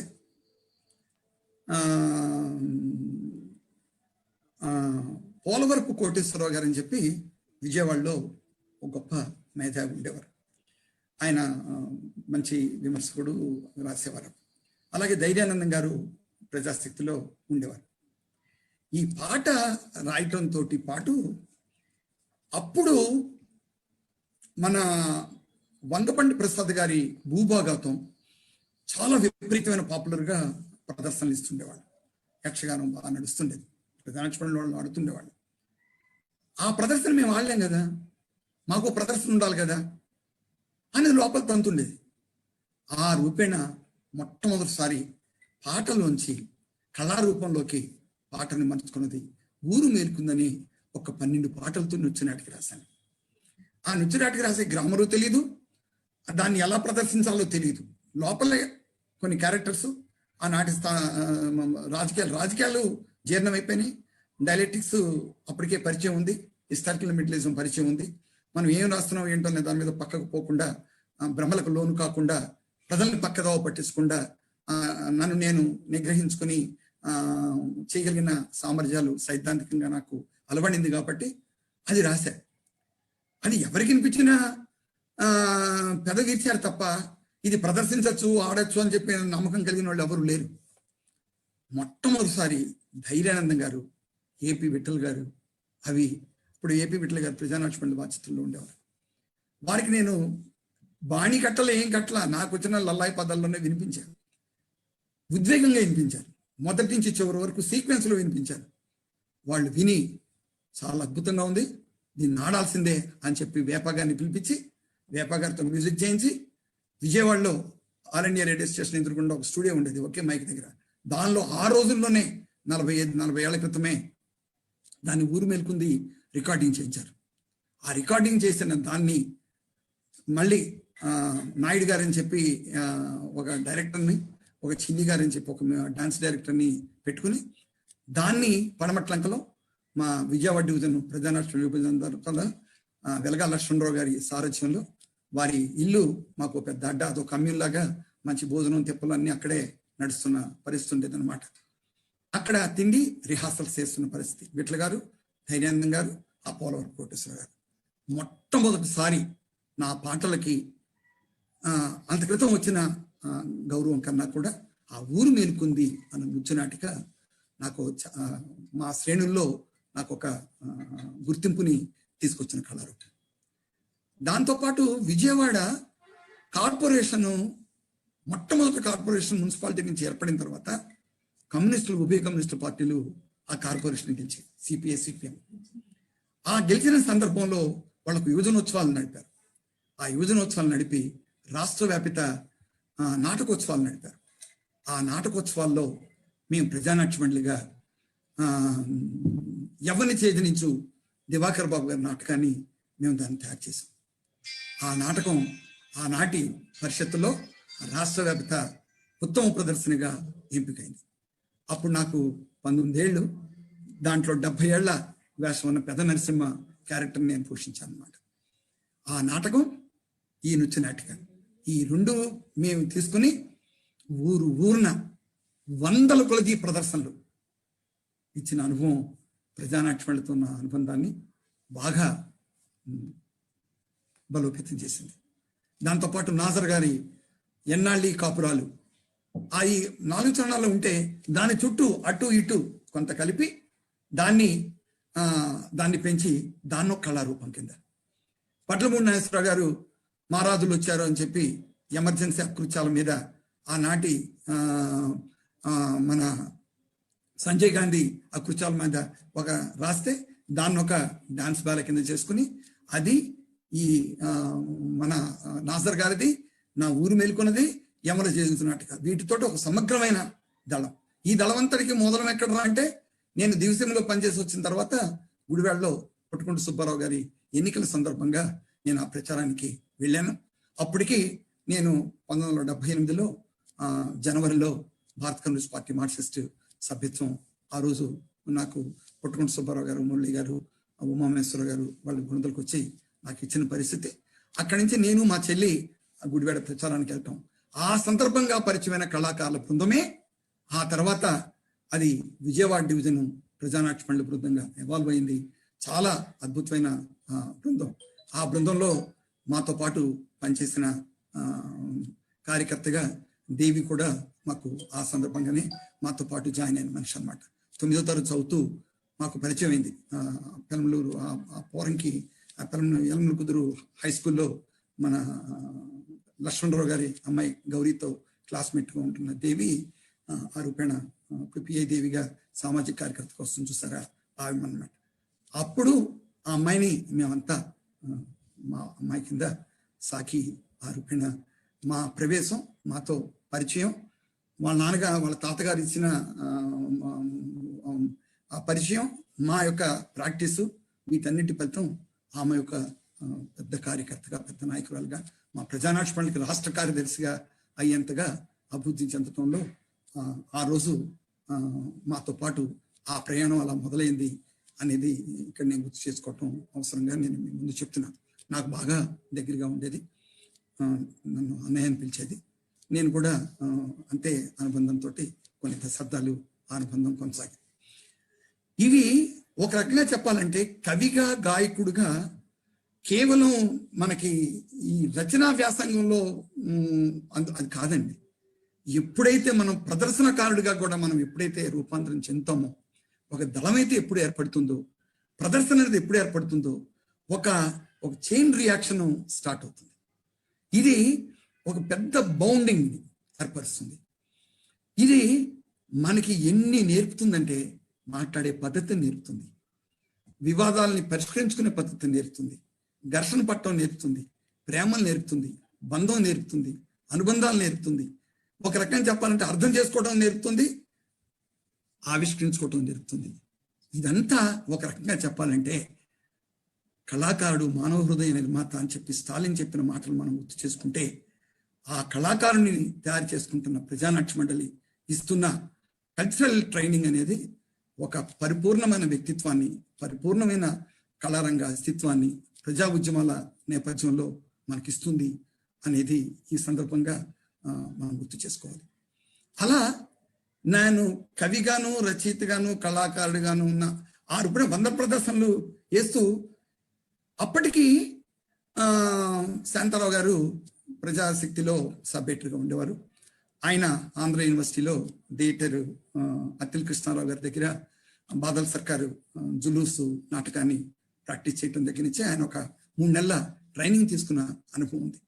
ఆ జులూసుని ఊరేగింపుగా అనువాదం చేసి దాన్ని నాటకంగా వేసిన పరిస్థితుంది. ఆ నాటకం ప్రయోగంగా ఎంత విజయవంతమో కంటెంట్ పూర్వకంగా అంత గందరగోళంగా ఉండేది. ఆ గందరగోళం నుంచి ఎలా బయటకు తీసుకురావాలి, ఏం చేయాలి అనుకున్న చర్చ నడిచినప్పుడు శాంతారావు అన్నాడు, దేవేంద్ర దీన్ని సంగతి తెలుసాలి, నువ్వు కొంత నృత్యనటిగా ఇది రాసిన అనుభవం ఉంది కదా, దీని సంగతి తెలియద్దాం అని చెప్పని ఆ ఊరేగింపు నాటకాన్ని అర్థం అనే నాటకం కింద నేను శాంతారావు ఎలా ఉంటుందో స్ట్రక్చర్ కొంత నాకు పరిచయం చేస్తే, నేను మొట్టమొదటిసారిగా వీధి నాటక స్క్రిప్ట్గా నా ప్రవేశం అర్థం అనే నాటకంతో ప్రారంభమైంది. ఆ అర్థం అనే నాటకాన్ని విజయవాడ దళం 100 ప్రదర్శనలు ఆడింది. విజయవాడ డివిజన్లో మేము ఇన్ని ప్రదర్శనలు ఊరేగే మన యవన చైతన్యించు ఈ నాటిక ఇవి నా రచనా వ్యాసంగంతో పాటు ఎలా నడిచిందో అది అట్లా నడిచింది. ఈ మూటిటికి యొక్క విశ్వరూపంగా ఏం చెప్పాలంటే, సుందరయ్య గారి ఆధ్వర్యాన విజయవాడలో జరిగిన సిపిఎం ఆల్ ఇండియా కాన్ఫరెన్స్ సందర్భంగా ఈ ప్రదర్శనలతోటి శాంతారావుకి, దేవికి, నాకు, మా బృందానికి, మా అందరికీ ఒక ఒక గౌరవం, గుర్తింపు, పార్టీ ఎడల రాష్ట్రం మొత్తం నుంచి ఒక కోర్, ఒక విజయవాడ కేంద్రంగా ఉన్న వైడి ప్రసాద్, ఇతర మిత్రులు, విజయవాడలో ఉన్న సుందరకృష్ణ గారు, రామారావు గారు, అట్లాగే వివి సుబ్బారావు గారు, అట్లాగే భగవాన్ దాస్ గారు తాడేపల్లి, వీళ్ళు ఉన్నం బసవయ్య గారు నెల్లూరు, వీళ్ళందరితో పాటు పిల్లలుగా వచ్చిన మేము వాళ్ళతో పాటు సమానమైన ఇది ఉంది. మమ్మల్ని ఆ రూపేణ ప్రోత్సహించి తయారు చేసి నిలబెట్టడంలోనూ మమ్మల్ని రెగ్యులర్గా ఆ డైలెక్టిక్స్, హిస్టారికల్ మెడిటిక్స్ అన్ని రోజువారీ ప్రాక్టీస్లో మాకు ట్రైనింగ్ ఇచ్చిన గురువుగా మేము ఏపీ విఠల్ గారిని గుర్తు చేసుకోవాలి. ఏపీ విఠల్ గారు ఇచ్చిన ఆ ట్రైనింగ్, ఆ రూపేణ ఈ రూపేణ వస్తున్న నా పరిచయం. అప్పటికి నేను రాసిన పాట, ఈ దేశం ఎటుపోతుందో, బ్రతుకన్నది ఏమవుతుందో, మన పూర్వులు చేసిన త్యాగం ఎందుకు నీ కొరగాకుందో, ఎప్పుడైనా యోచించావా, ప్రగతి నీవు సాధించావా అన్న పాట ఆ రోజుల్లో బాగా పాపులర్ అయిందన్నమాట. ఒక రకంగా చెప్పాలంటే మా విమర్శకులు తెలకపల్లి రావు గారు, ఇతరులు అంటూ ఏంటంటే, ఏ పాట అయితే కాలంలో నిలబడుతుందో, ఆ పాటలో ప్రస్తావించిన సమస్యలు పరిష్కారం అయ్యేంత వరకు ఆ పాట సజీవంగా ఉంటుంది, ఆ పాట అవసరం సమాజానికి అంతంత విడదీయలేని అనుబంధంలో ఉంటుంది అన్న సూత్రమే వర్తించేటట్టయితే 40 ఏళ్ల క్రితం, 45 ఏళ్ల క్రితం వచ్చిన ఆ పాట ఇప్పటి కూడా సమకాలికంగానే ఆ పాట ఉంటుంది. ఆ పాటని మా అబ్బాయి నా దగ్గర పెరిగినోడు సదానంద్ జస్ట్ ఓ పల్లవిని 2 చరణాలని మీకు వినిపిస్తాడు, మన్నించండి, పాట వినండి. ఎక్కడ చూసినా వేదన, ఎక్కడ విన్నా క్రందన, సంపద పెరిగెను కొందరికి, ఆకలి మిగిలెను ఎందరికో ఎందరికో ఎందరికో. ఈ దేశం ఎటు పోతుందో, బ్రతుకన్నది ఏమవుతుందో, ఈ దేశం ఎటు పోతుందో, బ్రతుకన్నది ఏమవుతుందో, మన పూర్వులు చేసిన త్యాగం ఎందుకని కొరగాకుందో, మన పూర్వులు చేసిన త్యాగం ఎందుకని కొరగాకుందో, ఎప్పుడైనా యోచించావా, ప్రగతి నీవు సాధించావా, ఈ దేశం ఎటు పోతుందో.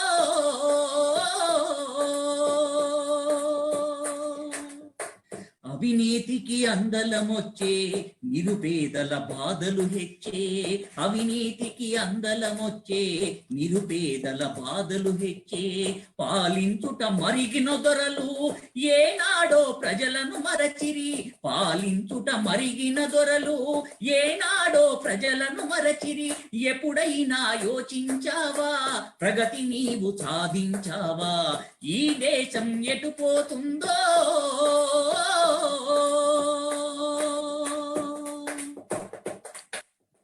పై చదువులు చదివిన లాఠీలు తూటాలు అని ఆచరణ చెప్పేసి అదొక చరణం.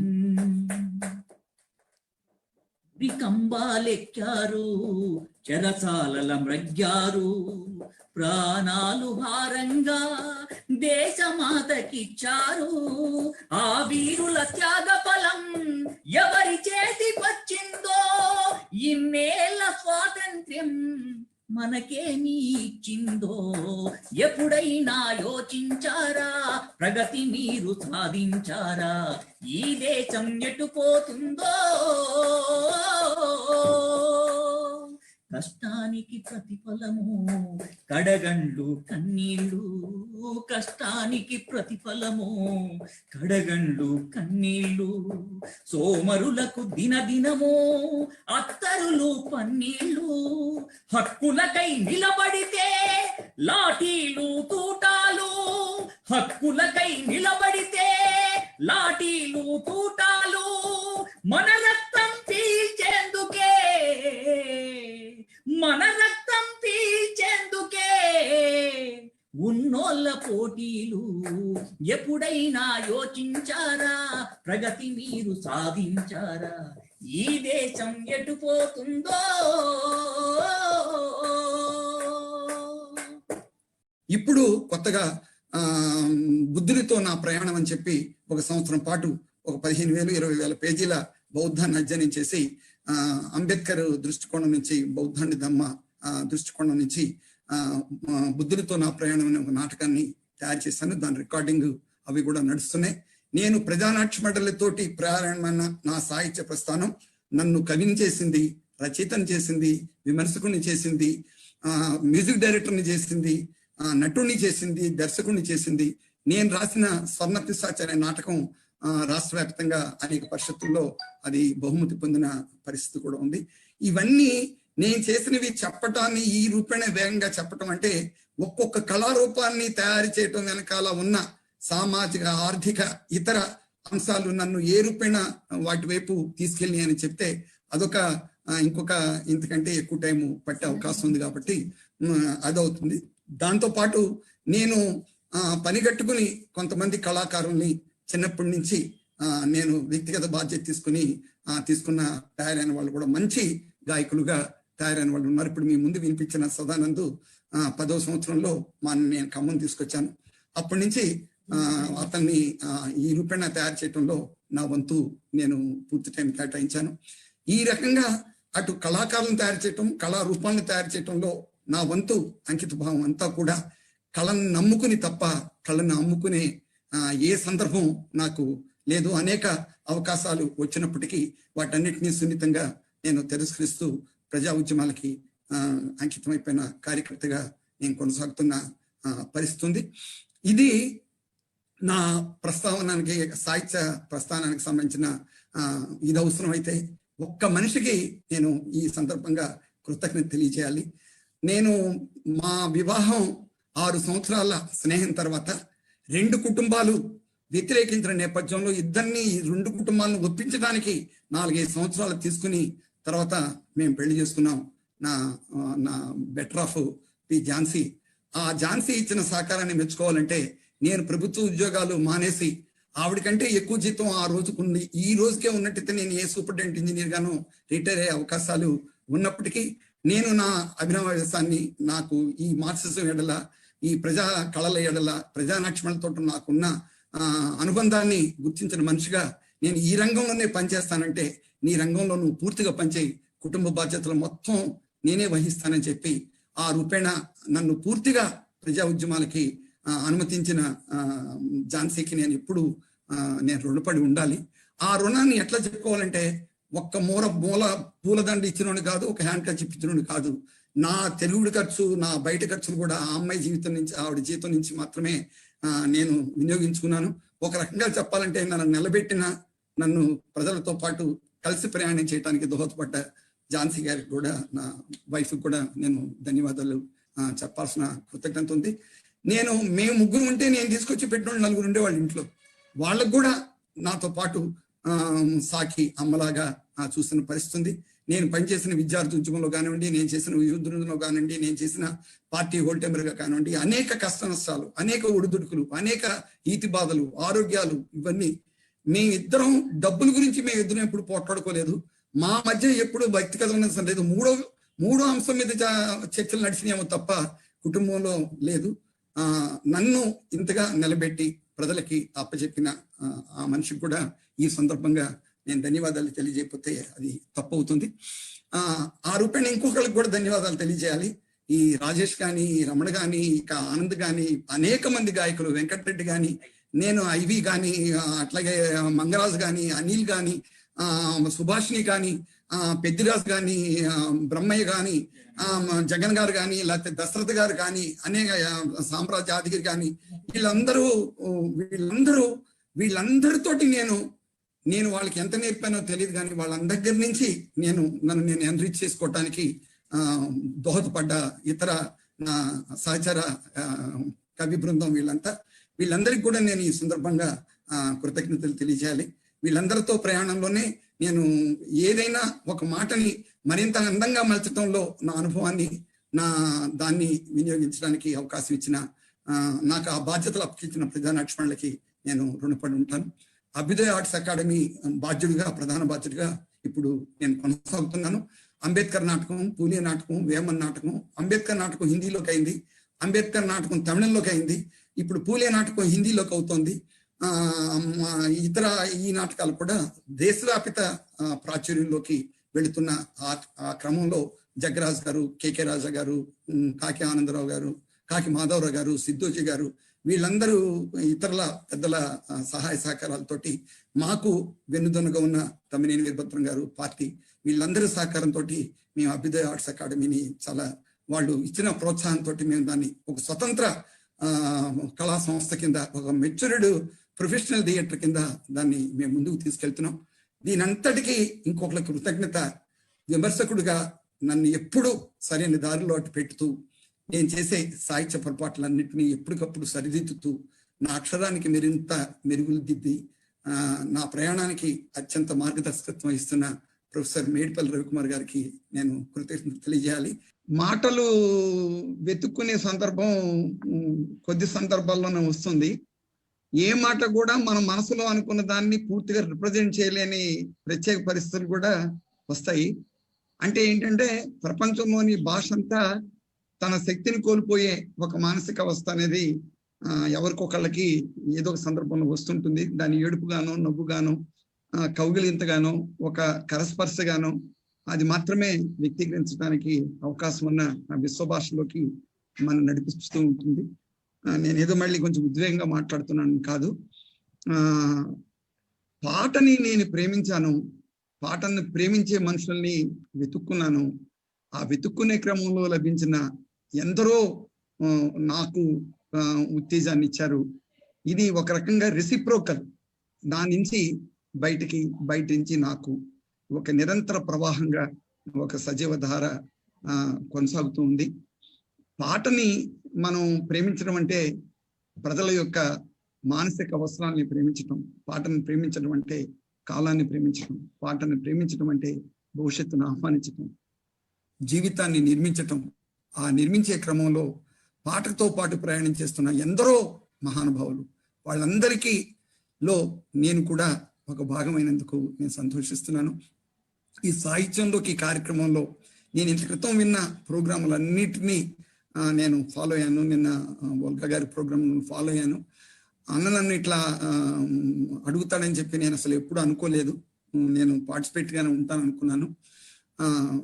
నేను మళ్ళీ ఒక రకంగా చెప్పాలంటే వాళ్ళందరికీ, అరే బాబు నా పాటలు మీ దగ్గర ఏమైనా ఉంటే గుర్తు చేయండి రా, నాకేం గుర్తు రావట్లేదు అని చెప్పి వాళ్ళ నుంచి 10 మందికి నేను ఫోన్లు చేశాను. అది నా పరిస్థితి. ఇంతవరకు ఫెయిర్ చేయని కాపీలు చాలా ఉన్నాయి. ఇక ఇంతవరకు పల్లవులు చరణాలు రాసి ముగింపు కొద్దిగా ఆపేసిన చరణాలు ఉన్నాయి. నేను ఇంకొక విషయం చెప్తాను. ప్రతి రచయిత ఒక కుచేలుడు.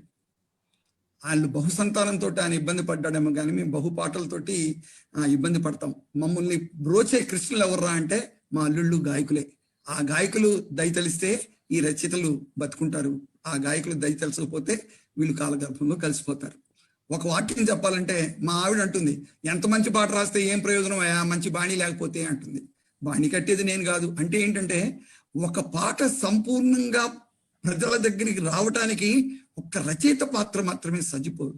దాంతో పాటు ఎందరో దానికి ఒక చెయ్యేస్తేనే అదొక భవనం అవుతుంది. ఆ ఎన్నో ఇటీరాళ్ళు వస్తేనే అదొక మందిరం అవుతుంది. ఆ మందిరంలో పాట దేవత, మనమందరం అర్చకులం. ప్రజలు ఇచ్చే అభినందనలే మనం ప్రజలకు పంచే ప్రసాదాలు. ఈ దానికి ఒక రకంగా నేను మళ్ళీ చెప్తాను, రవికుమార్ గారు నాకు ఎంతో ఇష్టమైన విమర్శకుడు. అత్యంత నిష్కర్షగా ఏ తప్పుని ఆయన క్షమించడు. అదే సందర్భంగా ఏ మంచిని ప్రోత్సహించకుండా దాన్ని ప్రచారంలో పెట్టకుండా ఉండడు. ఆయన ఆరుద్ర గారి దగ్గర శిక్షణ పొందిన మనిషి. ఆయన సమగ్ర సాహిత్యంలో ఆయనతో పాటు కృషి చేసిన మనిషి. అవన్నీ కూడా నాకు బాగా దగ్గర. నన్ను ఒక రకంగా 40 ఏళ్ళు 50 ఏళ్ళ జీవితంలో ఇదే మొదటిసారి అండి నన్ను గురించి నేను ఈ 4 మాటలు చెప్పటం. ఇబ్బంది పడుతూనే వచ్చాను కానీ మాట్లాడిన తర్వాత రిలాక్స్ అయ్యాను. మాట్లాడకపోయే ముందు నేను చాలా టెన్షన్ ఫీల్ అయ్యాను. ఎన్నిసార్లు తిట్టుకున్నాను. ఏదో ప్రశాంతంగా ఉన్న మనిషి నా పనేదో నన్ను చేసుకునికుండా మళ్ళీ ఈయనేంట్రా బాబు ఇట్లా నన్ను ఇబ్బంది పెట్టాడని చెప్పని. ఇబ్బంది కాదు, ఒక రకంగా చెప్పాలంటే సార్ ఉక్రోషం సార్. పాట మీద ఉండే ఉక్రోషం, ప్రజానాట్యం మీద ఉండే ఉక్రోషం. విన్నోళ్ళు, కన్నోళ్ళు, అభినందించిన వాళ్ళు, దీన్ని చప్పట్లు కొట్టిన వాళ్ళు, డబ్బులు ఇచ్చిన వాళ్ళు, వీళ్ళందరూ ఎంతో మంది ఉన్నారు. మళ్ళీ చెప్తున్నాను నేను, మాకు ఇంటలెక్చువాలిటీ చాలా తక్కువ ఉంది మా బృందంలో. మా పిల్లలందరూ దళితులు, అణగారిన వర్గాలు, తూ అంటే తారాని వాళ్ళు. వాళ్ళని తీర్చిదిద్దటంలో మా కాలం అంతా గడిచిపోయింది. దీన్ని అక్షరబద్ధం చేయటంలోనూ, దీనికి కావలసిన ఒక తులనాత్మక సాహిత్య ప్రమాణాన్ని, సాహిత్య విలువని ఇవ్వటంలోనూ మీరందరూ తలోకి చెయ్యిచ్చి నిలబెట్టాలి. దానికి ఆయన కరెక్ట్గా చెప్పాడు. దేవేంద్ర పాటని చూడటం అంటే ఒక 50 సంవత్సరాల ప్రజా జీవితంలో, సాంస్కృతిక రంగంలో, సాహిత్యంలో పాట చేసిన కృషిని చూడటంగా నేను చూస్తున్నానని ఆ ఒక్క మాటకి నేను పాదాభివందనం చేస్తున్నాను మేడిపల్లి రవికుమార్ గారికి. పాటను ప్రేమిద్దాం, పాటను బతికిద్దాం, పాటను ముందుకు తీసుకెళ్ళటంలో పాటలో మనం పల్లవులు అవుదాం, చరణాలు అవుదాం. Thank you. ఈ కార్యక్రమం, ఈ సాహిత్యంలోకి అనే కార్యక్రమం ఒక రకంగా నా జడత్వాన్ని కదిలించింది, నన్ను మళ్ళీ రీఛార్జ్ చేసింది.